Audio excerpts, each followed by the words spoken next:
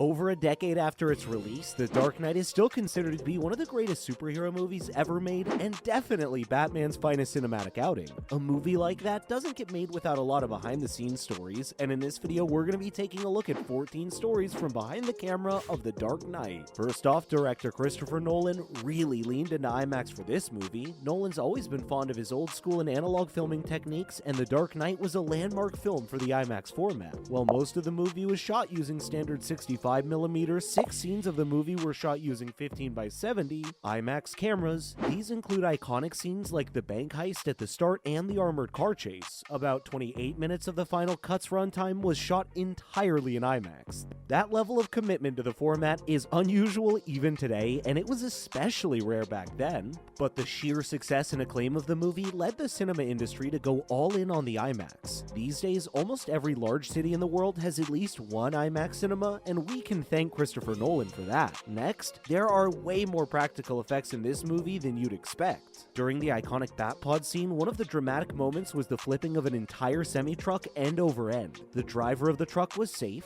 You might be thinking, the driver? Yep, as part of the production commitment to practical effects, everything in the scene was done on camera. According to director of photography Wally Pfister, the only CG used in the semi-truck flip was to remove the ram that tripped the truck into flipping. The brave soul who agreed to drive the truck in this stunt was Jim Wilkie, and he was totally unharmed in the process. While we're sure that all measures were taken to ensure his safety, it's still wild that they would perform a stunt like this with an actual human at the wheel. Now, did you know that this movie wasn't always called The Dark Knight? Hollywood will often try to hide the production of certain movies by using fake names. And the sequel to Batman Begins certainly carried a lot of hype. It's no wonder that the studio tried to hide the existence of The Dark Knight, but the name they used to do it was pretty weird. It was Rory's First Kiss. Who is Rory? Well, that's Christopher Nolan's son. He had his first kiss? Well, we certainly hope so. And we hope his dad wasn't hiding in the bushes capturing the scene on some IMAX camera. We'll move on to a fun fact about Hans Zimmer's award-winning score for the movie. The Joker's complex and a mysterious character, a force on almost pure chaos that barely seems to be human at all.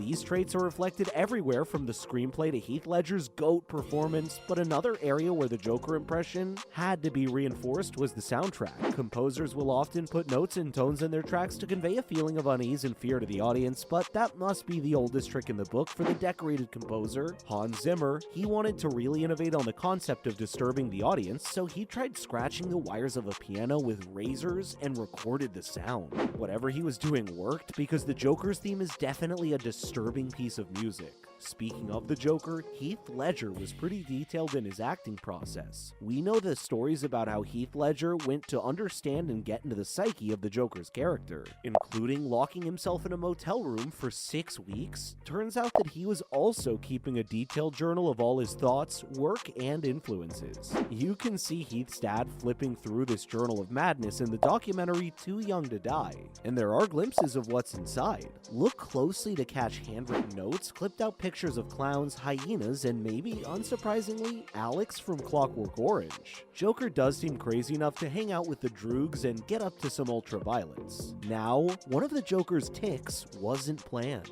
You can probably tell by looking at the Joker, makeup wasn't very comfortable. It turns out that the scars on Joker's face were the most uncomfortable part of the character's makeup. The stuff kept falling off, and Ledger's horribly creative solution to stop that was to keep licking his lips. In the finished product, the lip licking is just one of the many terrifying things that the Joker does. Sure, it doesn't rank that highly, but it's on the list. And it shows just how far Ledger truly committed to the clown of crime. We have some reassuring news. If you were scared by the Joker, you weren't the only one. For many of the cast members, the first time they got to see Heath Joker in his full getup was in the scene when he crashes Bruce Wayne's fundraiser for Harvey Dent. He made such a strong impression on everyone at the scene that Michael Caine, none other than Alfred himself, was startled when he first arrived. In fact, he was so shocked he actually forgot his line. Now, there's a few urban legends about Heath's performance, and we're about to debunk one of them. It's been a long-standing myth that in the scene where the Joker blows up Gotham Hospital, Ledger improvises the Joker's frustration as the explosives malfunction. We apologize for demystifying the movie, but that wasn't improv. So it might be a fun fact in itself that the explosion was totally real. Movie sets have no room for fun and games with working with live explosions, so every every aspect of that scene was meticulously planned. That does include the delay in the explosion and Ledger's reaction to it. While Ledger has become iconic as the Joker, he could have been the Bat himself. That's right. When Nolan was casting Batman Begins, he approached Heath Ledger to possibly play none other than the Bat himself, and you know what Ledger had to say about that? Apparently, he told Nolan to his face he would never act in a superhero movie. Turns out Nolan really impressed him with the finished product of Batman Begins, and Ledger was banging down Nolan's door to cast him in the sequel before he'd even started writing it. Now, Ledger asked Bale to actually hit him. In the movie, as Batman interrogates the Joker about where he's taken Dent and Rachel, he starts throwing Joker around and beating him up. While nothing's unusual, Batman is clearly the bad cop. What's interesting is that Ledger asked Bale to take things a bit further. Much like the Joker taunting Batman by laughing at him, Ledger was goading Bale into hitting him for real, because this was the set of The Dark Knight and not Terminator Salvation. Bale didn't let himself go and did keep Ledger safe.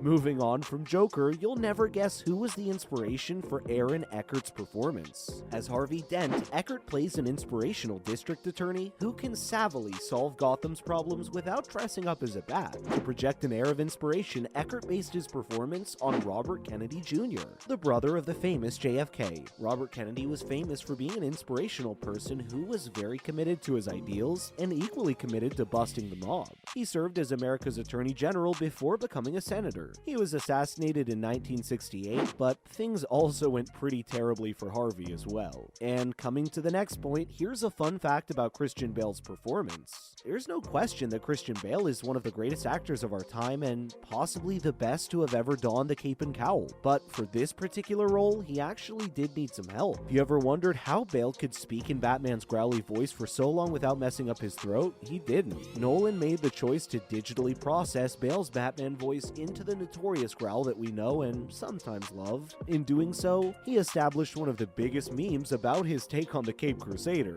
For one last acting story, this movie was huge for David Dastmalchian. Dastmalchian might be more famous for his role in the Suicide Squad at this point, but for a while there, The Dark Knight was the biggest credit on his resume, and the actor's super grateful to Christopher Nolan not just for the credit, but because being in this movie saved his life.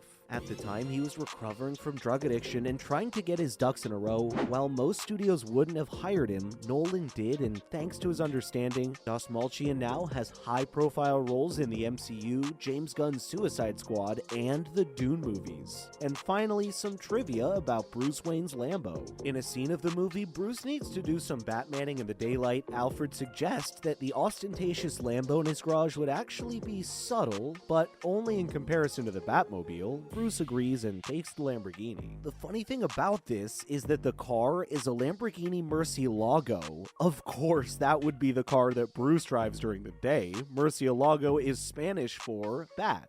That's it for today's video. Which of these stories was your favorite? And let us know in the comment section below how you'd rank all the Batman movies, though we're pretty sure we know which one's gonna be on top. But whatever you do, don't ride off into the night without liking, sharing, and subscribing. Thank you so much for watching.